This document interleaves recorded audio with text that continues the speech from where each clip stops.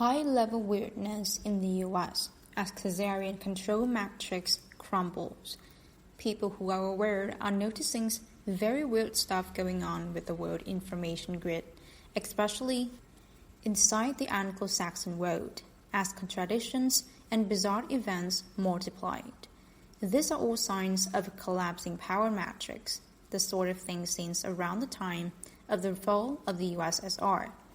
The first thing to note about last week in particular is that the US was hit for the first time since 2005 with a hurricane.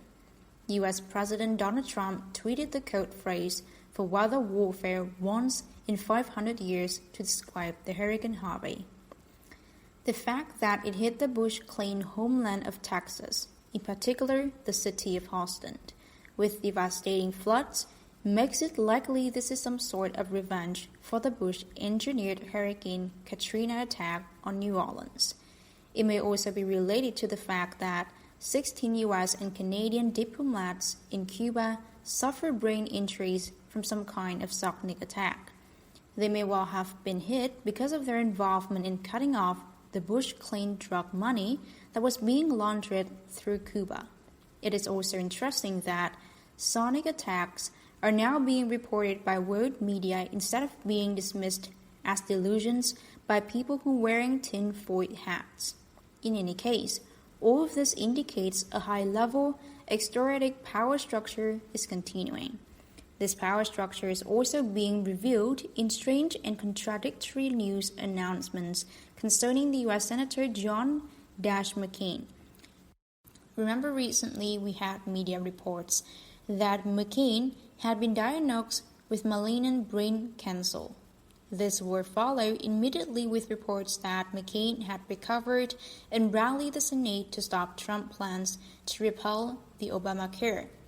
Then after that, the USS John McCain was rammed by a cargo ship, killing many US sailors. Now we are being told that McCain has been wiretapping the White House and leaking all the Trump administration's plans to hostile the media. As the oft-used phrase "appetite" puts it, you can't make this up. But then again, it looks like if two opposing forces are indeed making this stuff up. There are many other signs other than contradictory reports about Madman McCain to indicate a high-level power structure is raging in the Washington, D.C. Inside the Trump administration, the removal of Steve Bannon has now been followed by the ouster of advisor Sebastian Gorka. These are the folks who were pushing for a hard line against radical Islam in China.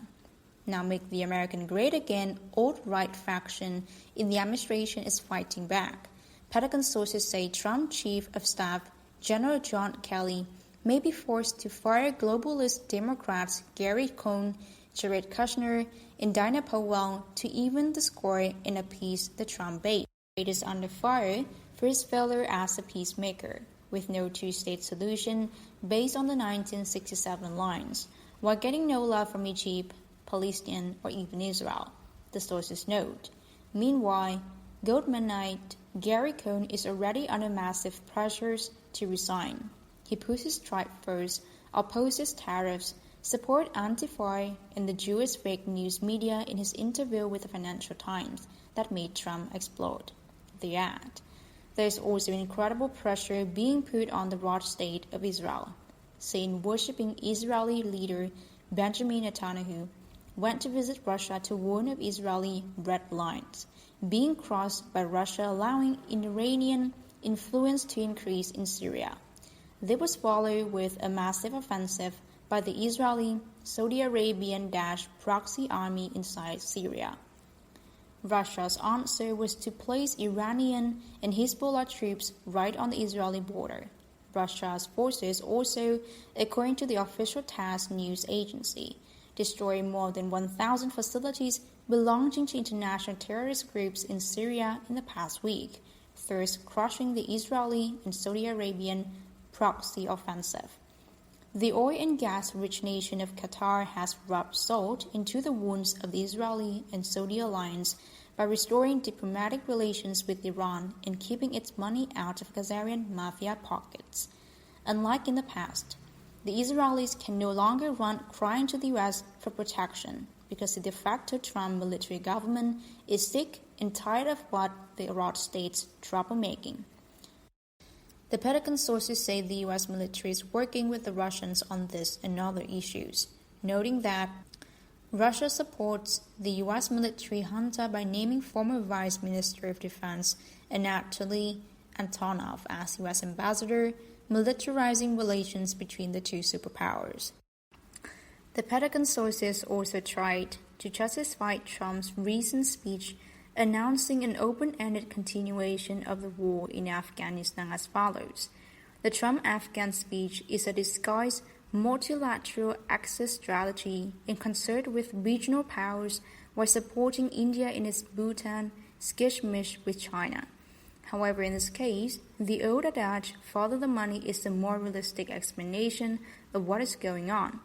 The fact is that the Afghan heroin trade is, if you multiply UN Afghan heroin production data by the UN calculated US street price, worth around $1.6 trillion a year, or more than double the official US military budget. New whistleblowers are now emerging with detailed, concrete descriptions of how the international drug trade became indispensable to the US military-industrial complex in the post-war era.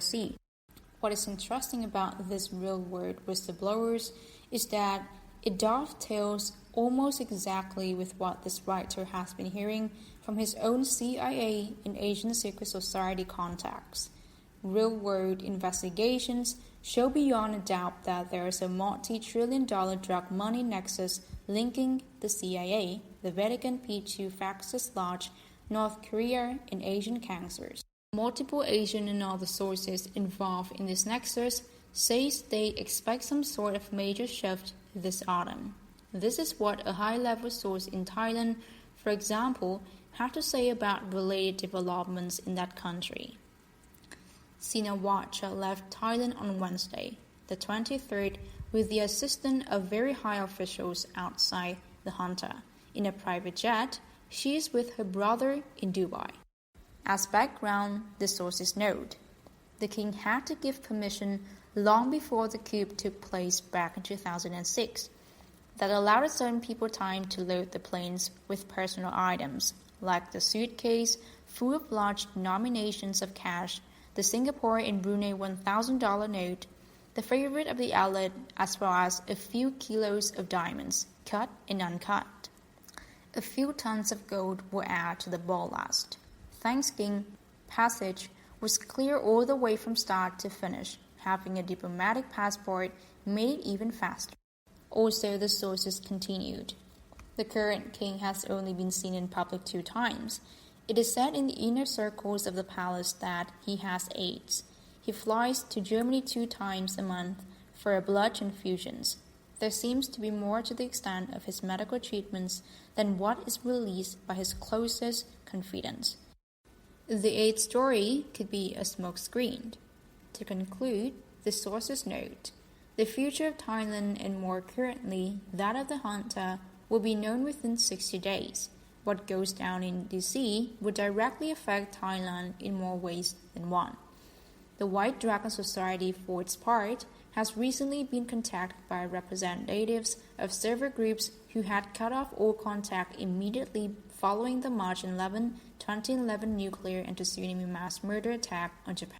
This include a senior member of the British branch of the Rothschild family, the top assassin of the Yamaguchi-gumi syndicate, and the senior MI6 officials. They all agree that something big is coming down. This is partly, but not exclusively, relating to the upcoming U.S. government September 30th fiscal year and pavement's deadline. If we take the right action this time, we can finally stop the criminal Khazarian faction in Washington, D.C. from kicking the can down the road any further. The White Dragon Society knows who the secret players still standing are and asks them all their full cooperation so that we can finally get on with the business of saving the planet.